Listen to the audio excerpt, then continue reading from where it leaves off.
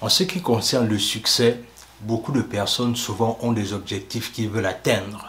Mais souvent, je pense que ce qui les manque, c'est souvent la démarche. C'est-à-dire comment est-ce que ces personnes vont faire pour atteindre leur succès en fait. Et aujourd'hui dans cette vidéo, il est question pour moi de te parler de 8 points essentiels sur lesquels je vais te montrer pas par pas comment est-ce que tu peux atteindre tes objectifs dans tout ce que tu veux faire.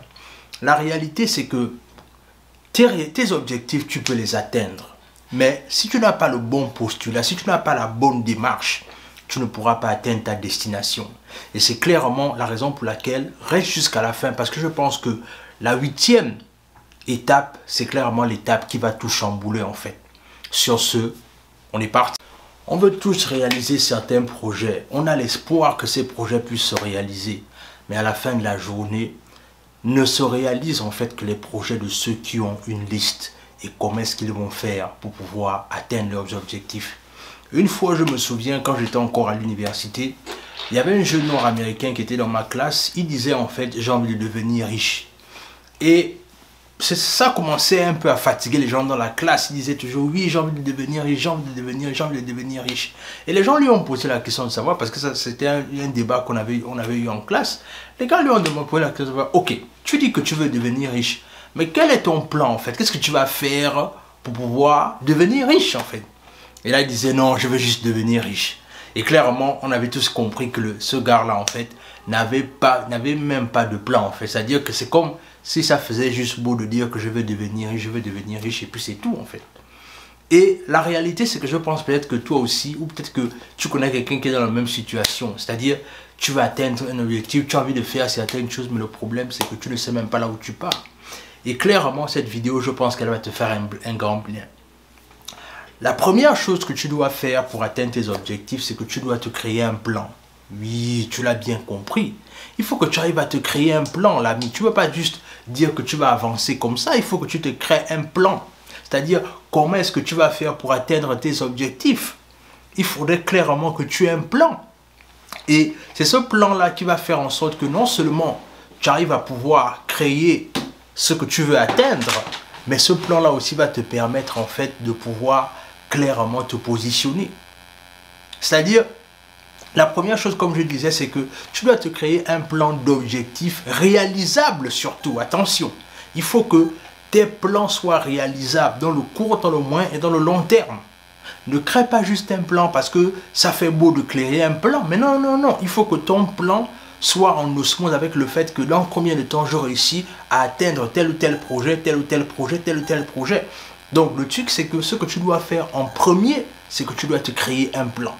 Crée-toi un plan et surtout, comme disent les Américains, you gotta stick on. C'est-à-dire que tu dois tenir ferme à ton plan, peu importe les difficultés qui vont vouloir surmonter autour de toi en fait. Le deuxième point, c'est que non seulement tu dois te créer un plan, mais tu dois rester concentré et motivé. Oui, rester concentré et motivé. Vous savez, la plupart du temps, l'être humain souvent en lui-même seul, il a du mal à rester concentré et motivé. C'est la raison pour laquelle c'est important d'avoir des groupes avec lesquels tu passes du temps avec les personnes qui ont le même mindset que toi. Et si tu ne peux pas trouver les gens qui ont le même mindset que toi, ce que tu peux faire en fait, c'est que tu peux en fait trouver même ces personnes en ligne. Parce que la plupart du temps, et comme disait le monsieur Carbone la dernière fois, il disait en fait que à un moment donné, c'est bien d'être ami avec les gens avec lesquels tu as grandi, du moins tes amis et tout ce qui va avec. Mais en même temps, la réalité, c'est que tes amis, en fait, ne peuvent pas t'amener à la destination dans laquelle tu veux aller, en fait. À un moment donné, si tu veux vraiment atteindre la croissance que tu veux, tu dois te détacher, aller vers les gens que tu ne connais pas. Et la plupart du temps, les personnes parfois qui peuvent te faire du bien sont parfois des personnes qui ne te connaissent même pas, ni d'Adam ni d'Ève. Donc c'est la raison pour laquelle il faut que tu restes concentré, il faut que tu restes motivé pour que tes plans, tes objectifs, tu puisses les atteindre en fait. Le troisième point ici, c'est que il faut que tu surveilles tes progrès. Il faut que tu surveilles tes progrès. La plupart du temps, beaucoup de personnes ne surveillent pas leurs progrès, ils se disent simplement non, je me suis signé tel ou tel objectif, je vais juste aller comme ça. Non. L'importance de surveiller ces projets, ces progrès, c'est que ça te permet aussi de faire preuve de gratitude. Parce que comment est-ce que tu veux que Dieu te donne davantage si tu ne le remercies même pas pour ce que tu as déjà en fait? Et la plupart du temps, on ne prend pas le temps de reconnaître ce qu'on a déjà. On est simplement en train de demander, mais à force de demander, il faut aussi marquer une pause en se disant non, non, Seigneur, je suis reconnaissant par rapport au fait que j'ai ceci, j'ai cela, et je suis certainement en train de peut-être chercher à avoir telle ou telle chose. Donc, il faut que tu surveilles tes progrès. Et le cinquième point ici, c'est entoure-toi des personnes de bon soutien, c'est-à-dire les personnes, ça encore, ça rejoint ce que Napoleon Hill disait, ce qu'on appelle le mastermind, c'est-à-dire que tu dois avoir une équipe avec laquelle tu es entouré en fait, c'est-à-dire des personnes avec lesquelles vous avez la même fin de vouloir réussir, c'est-à-dire ce même objectif-là qui vous brûle, de vouloir vous en sortir, de vouloir faire des choses qui comptent, des choses qui peuvent clairement impacter non seulement votre génération, mais également la société autour de vous en fait. Donc, entoure-toi de ces personnes-là, cherche ces personnes-là. C'est-à-dire, elles sont là autour de toi. Parfois même, ces personnes-là aussi, parfois se cherchent aussi des personnes qui sont autour de toi et qui ont la même mentalité que toi. Donc, commence déjà à voir comment est-ce que tu peux créer cette équipe-là, des personnes qui sont autour de toi avec lesquelles tu vas pouvoir marcher et qui vont te soutenir afin d'atteindre tes objectifs.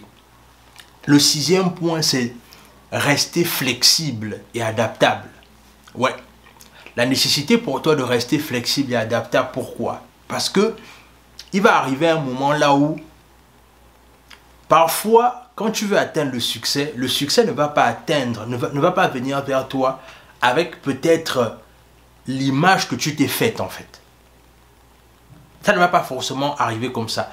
Par contre, ça peut arriver dans le sens là où tu étais en train de vouloir faire quelque chose et tu voulais vraiment que une situation peut-être financière se débloque. Mais parfois, tu peux parfois lancer un business qui n'a rien à voir avec ce que tu voulais faire au départ.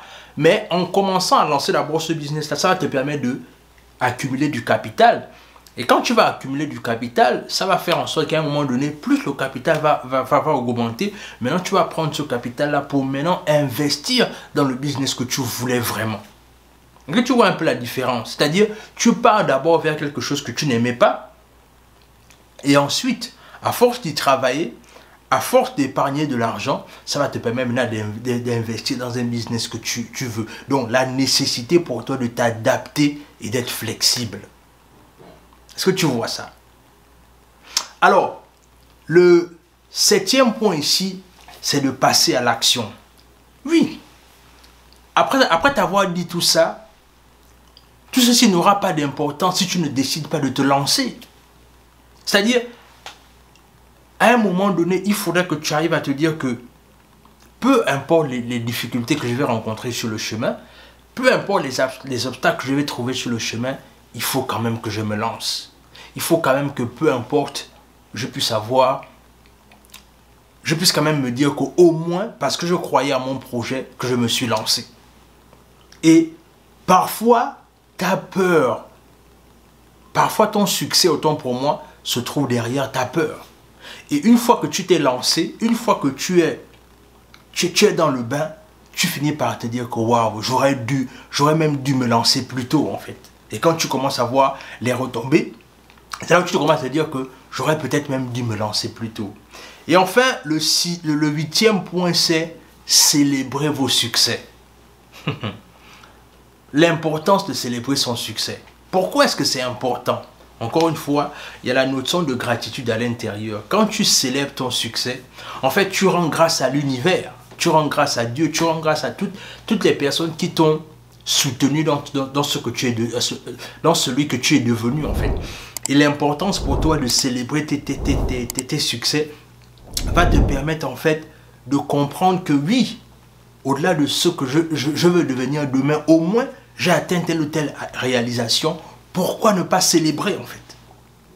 Il faut apprendre à célébrer tes réalisations. Parce que c'est important. Marquer une pause en se disant que oui, peut-être que là au moins je peux quand même prendre un verre aujourd'hui parce que j'ai réalisé telle ou telle chose. Mais après la célébration, on repart au combat.